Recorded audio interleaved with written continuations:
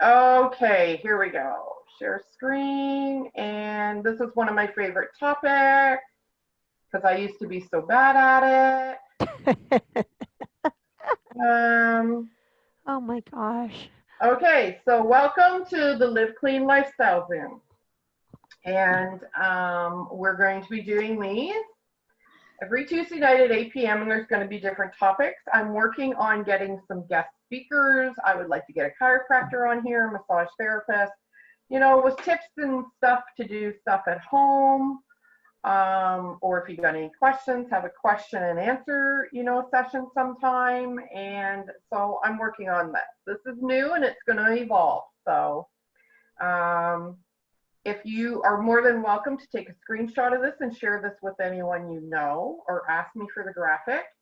The message for the meeting password, all I ask is if you already know it, you share it in a message and not on social media, like on your profile or anything. So tonight's topic is it's self-care, but what I have been having discussions about lately about self-care is there seems to be 3 common self-care mistakes. And those mistakes are, one, some women perceive self-care, or even men, I don't want to be gender biased, as it's a luxury. 2, it has to cost money. And 3, things that are that's a spelling error, there are things that we do that are masked as self-care and really not self-care. So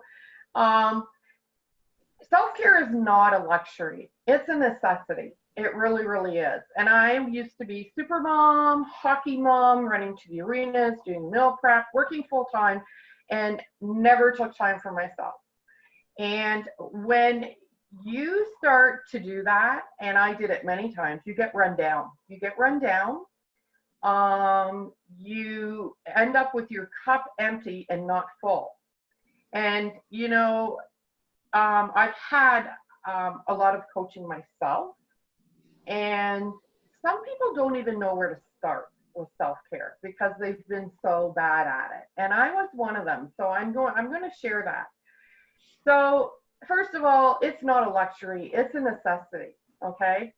Self-care is when you do something that makes you physically or mentally or both positive and feel good. It has to cost money? That is a myth. It does not have to cost money, because a lot of people, when they think self-care, they're thinking they're going to a spa, they're going to get a massage, they're going to do some sort of treatment, and they think that it has to cost money. That's not true. That's not true at all. Not that a massage wouldn't be a nice treat. I mean, they are, but it doesn't have to cost money. You don't have to be rich to do self-care, okay? And things that are masked as self-care and really not self-care, well, I was really good with this one. A glass of wine. Wind down time at night. A glass of wine, right? A glass of wine mistaken as, that really isn't self-care. It really isn't, okay? It's an enjoyment, right? It's something we enjoy. But that's not really, it's kind of a mask of self-care when you do that sort of thing, right? Or, eating that chocolate ice cream with cookies in it, because you sit down and you enjoy that and you're thinking, well, I'm taking time for me, I'm doing something or I'm eating something I really enjoy. No, that's really not self-care, right? So that's things that are masked like self-care. Self-care it's more about doing, right? It's doing. So keeping this in mind, okay, there's 3 common mistakes that I seem to be running into all the time. Like a common one is when people say, I can't afford self-care right now. I can't afford to do anything for myself. And I'm like, what? We all can, right? So next, here are some self-care ideas. And Shelley, yeah. I'm sorry, do you want us to save our questions until the very end? Yeah, please. Okay, thank you. Okay. Then, so our self-care ideas. I was saying before, like some women are in such auto drive, right? They're in auto drive, especially young moms. They've got kids and activities, save and except pandemic right now, but still they've got to do homeschooling. They have to do stuff at home, right? So I think life is maybe even busier for some moms right now, right? Just in a different way. So you get into auto drive, right? And then at the end of the night, kids are in bed, you have that glass of wine. Now I feel good. Oh, I did some self-care. It took 10 minutes. It's not self-care.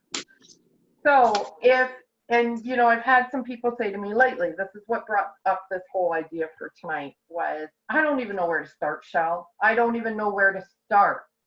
And I'm like, okay, start with 5 minutes, baby steps, right? Start with 5 minutes. So, tomorrow take 5 minutes. You could brush your hair for 5 minutes. Sit down, deep breath, brush your hair for 5 minutes. Light a candle.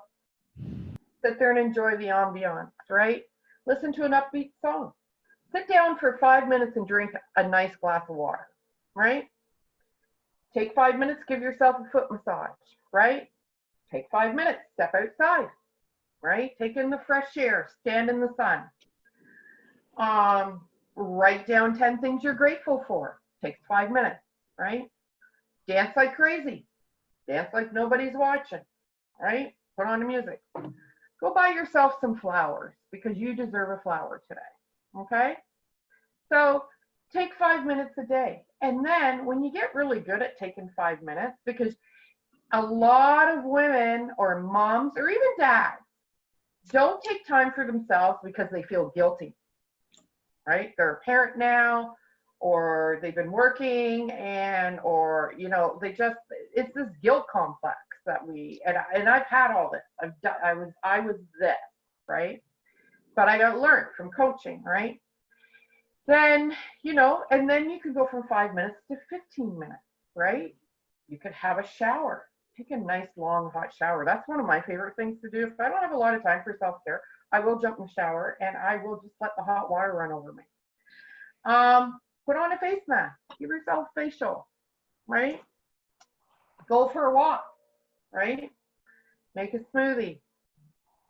Sit down and enjoy that smoothie. Don't drink it while you're doing 10 other things, right? And that's why I said earlier, glass of water, right? 5 minutes. Yes, that would be you, Susan. Stretch, have a cat nap, right? Call someone you love. Call someone and say, I was thinking of you. And actually, I did this today. I went for a drive to pick up plants for my veggie garden. On the way back, I called someone I haven't spoken to since before the pandemic started. And we had about a 15, 20-minute talk. I said, I'm just on my way home, told her what I was doing, and said, I was thinking of you, and I thought I'd give you a call because I have hands-free for my radio. And I did that. And you know what? We both felt really good afterwards, right? And I apologized for not staying in touch, but she said, you know what? I'm just as a fault. That happens, right? So I love her to bits. She's an old friend. And yeah, so I did that today, and it felt really good. Do a short meditation. Spend time in nature, journaling, right? I've got my gazebo open now.